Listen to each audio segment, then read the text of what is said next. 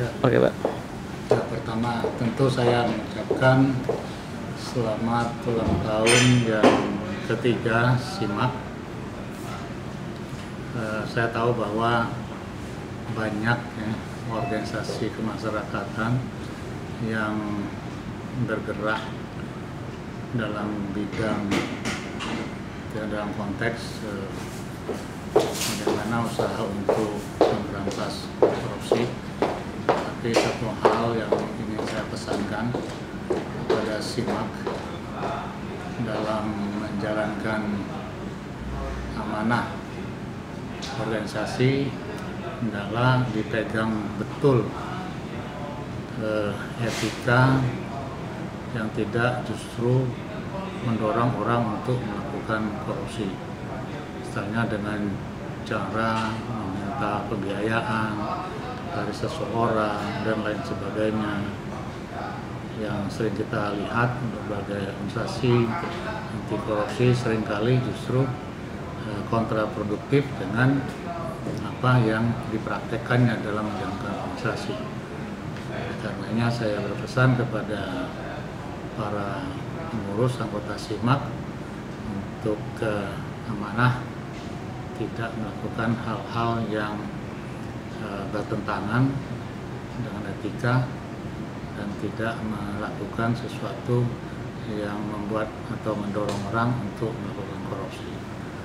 Yang pertama. Yang kedua, bahwa korupsi ini sudah merupakan penyakit kronis ya di Republik Indonesia yang kita cintai ini.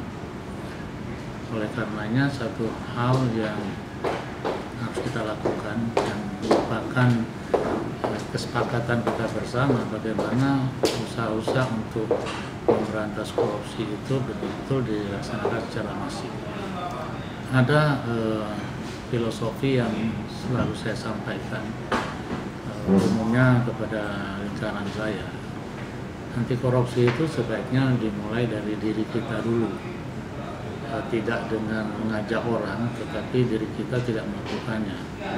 Jadi bagaimana diri kita untuk tidak melakukan tindakan-tindakan yang mengarah kepada tindak pidana korupsi. Artinya bagaimana diri kita menjadi teladan bagi teman-teman yang lain, bagaimana diri kita memberikan contoh bagi siapapun ya dalam konteks bagaimana usaha kita untuk memberantas korupsi ini. Nah, yang berikutnya, pemberantasan korupsi ini tidak akan menyelesaikan masalah kalau kita tidak mencari biang ke akar masalah. Bagaimana korupsi ini menjadi sesuatu yang tidak terjadi di Republik ini. Artinya kita sibuk memberantas korupsi, di sisi lain orang sibuk juga tetap untuk melakukan korupsi. Yang paling penting adalah bagaimana kita mencegah orang untuk tidak korupsi. Nah, ini perlu pertama pendidikan. Bagaimana kepada anak-anak kita, dimulai dari sekolah yang paling rendah, mulai memahami arti daripada yang merugikan orang lain. Nah, korupsi ini kan jelas merugikan orang lain. Bagaimana anak-anak mulai dari kecil sudah dididik untuk tidak melakukan sesuatu yang merugikan orang lain.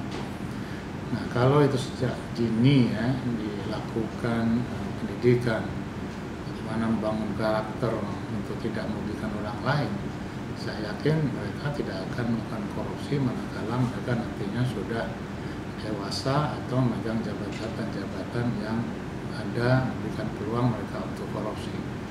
Kalau dilakukan hanya pada level SMA atau level universitas, maka menurut saya ini sudah agak lebih terlambat. Sebaiknya itu diberikan secara lebih dini, dimulai dari pendidikan dasar, menengah, atas, baru di perguruan tinggi. Kalau dari sekolah dasar itu baru membangun bagaimana membangun karakter mereka, yang sebagaimana saya sampaikan tidak untuk melakukan sesuatu yang merugikan orang lain dan meningkat seterusnya. Kalau sudah sampai pada tingkat atas, tentu metodenya tentu berbeda.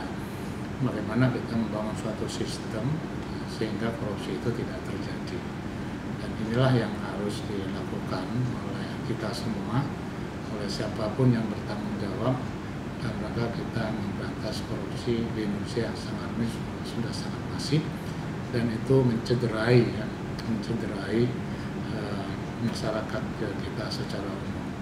Saya kira itulah yang harus kita lakukan, di samping tentunya hukum yang adil kepada mereka yang melakukan tindak pidana korupsi.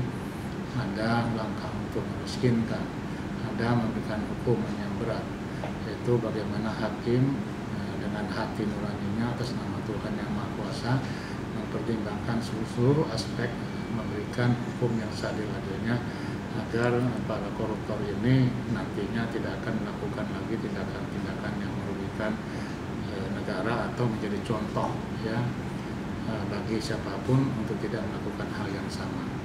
Saya kira itu yang pesan saya. Terima kasih.